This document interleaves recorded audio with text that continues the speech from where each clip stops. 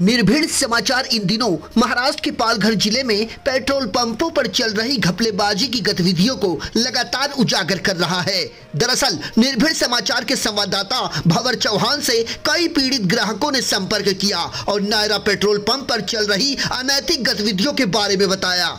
निर्भीड संवाददाता ने तो पहले ये समझा कि कभी कभार गलती किसी से भी हो सकती है, लेकिन शिकायत करने वालों की संख्या जब बढ़ने लगी तब निर्भीड संवाददाता ने इस खबर को कवर किया, जिसके प्रसारण के तत्काल बाद महाराष्ट्र नवनिर्माण सेना के विरार शहर सचिव प्रवीण नारायण राउत सामने आए और उन्होंने नायरा पेट्रोल पंप कर्मी द्वारा ठगे जाने का अनुभव हमसे साझा किया। क्या कहेंगे इस पेट्रोल पंप को लेकर जो कल की घटना और आज मामला चल रहा है? नमस्कार, मी प्रवीण राऊत, विरार शहर सचिव मनसे। या पेट्रोल पंपबद्दल खूप लोकांनी तक्रारी आहेत। त्यात काही 0 मीटर दाखवला जात नाही, डायरेक्ट टाकलं जाते आणि एखादा जर 100चं पेट्रोल टाकून गेला तर दुसरा जर आला तर त्याच्याबरोबर 0 करून घ्यायला पाहिजे, ते त्याच्यावर टाकतात। म्हणजे त्यांचं जे काय कटिंग क्रिएट करत असेल की अक्षरशः लूट चाललाय ते। कारण तुमच्या जेव्हा बातमीच्या न्यूजमध्ये मी बघितलं तेव्हा माझ्याबरोबर प्रसंग घडला। मी गाडी फुल करायला आलो तर त्यांनी पहिले 100 लागलं आणि नंतर बोलतात नाही साहेब अभी डाल दिया 100 रुपये का, आता तुम्हाला फुल करून टाकेल। मी म्हणून ते बिल पण मागितलं तर 455 बिल झालं।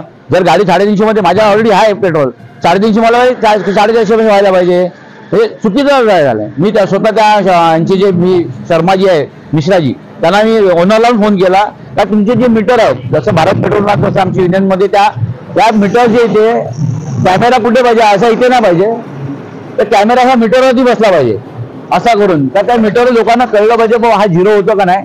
मॅनेजरनी कंट्रोल लक्ष द्यायला पाहिजे ना, तिथून त्या कॉम्प्युटर बघायला कोण 0 डावत नाही।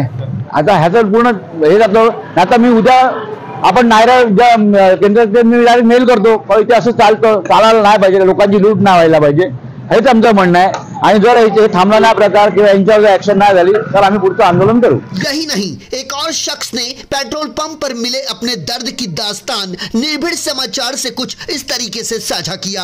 आता तुमचं काय झालं? मी नायऱ्यामध्ये इथे पेट्रोल भरायला आलो होतो, त्यांनी फुल टाकी केली, त्या मीटरमध्ये 250 रुपये झालेले होते आणि मी त्याला 500 रुपयाची नोट दिली, त्यापैकी त्यांनी 100 रुपये पहिले मला बोलले आणि 50 रुपये सुटले, मी थांबा जरा, नंतर 50 रुपये दिले, त्यामुळे 100 रुपये मला कमी दिले। मी त्यांना बोललो अहो 250 रुपये झाले, मला 250 रुपये परत द्यायला पाहिजे, तर 150 रुपये दिले, त्याला नाही ते बरोबर आहे असं करून मला त्यांनी केलं। आता बोलतात माझ्याकडे ते पडलेले आहे 100 रुपये ऍक्सेप्ट केले त्यांनी की 100 रुपये जादा आलेले आहे, ते माझ्याकडे आहे इथे।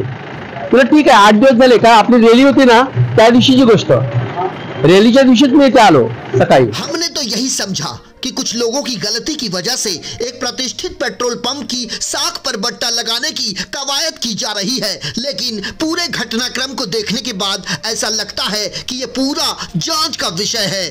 वहीं दूसरी ओर अपनी प्रतिक्रिया देने के लिए नायरा पेट्रोल पंप के संचालक मौके पर उपलब्ध नहीं थे। ऐसे में अब ये जिम्मेदारी बनती है प्रशासनिक महकमे के अधिकारियों की, जो इस मामले की जांच करके दोषियों के खिलाफ उचित कार्रवाई करे, ताकि पेट्रोल भरवाने के लिए पंप पर जाने वाले लोग खुद को ठगा महसूस ना कर सके। भवर चौहान, निर्भीड समाचार, विरार।